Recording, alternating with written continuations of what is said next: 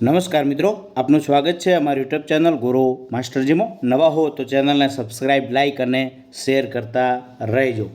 રાજ્ય સરકારની ઘણી બધી યોજનાઓ છે કે જેની અંદર યાતિ ખરાઈ કરાવવી જરૂરી છે. દાખલા તરીકે પેન્શન યોજનાઓ છે, એવી ઘણી બધી યોજનાઓ છે. તો આ કરાવવાનું કારણ શું? કારણ કે સરકારને પણ ખ્યાલ આવી શકે કે આ માણસ હયાત છે અને એને સહાય મળવાપાત્ર છે અને એની સહાય ચાલુ રહે. તો ચાલો જાણી લઈએ કે શું સમાચાર છે. દાખલા તરીકે વાત કરી લઈએ કે વિધવા સહાય માટે યાતિ ખરાઈ 30 જૂન સુધી કરાવી લેવી.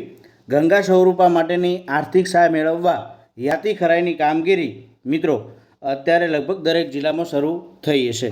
તો અલગ અલગ મામલતદાર કચેરીઓ ખાતે પણ ચાલુ છે. તો દરેક ગંગા સ્વરૂપાએ પોતાની યાતિ અંગેની ખરાઈ 30 જૂન સુધીમાં કરાવવી ફરજિયાત છે. વિધવા સહાય જે ખાતામાં જમા થાય છે તે બેંક કે પોસ્ટ ઓફિસની પાસબુક, પોતાનું આધાર કાર્ડ અને પાસપોર્ટ સાઇઝનો ફોટો સાથે લાવવાનો રહેશે. આ તમામ દસ્તાવેજો ઓફિસના સમયે મામલતદાર કચેરીમાં જમા કરાવવાના રહેશે.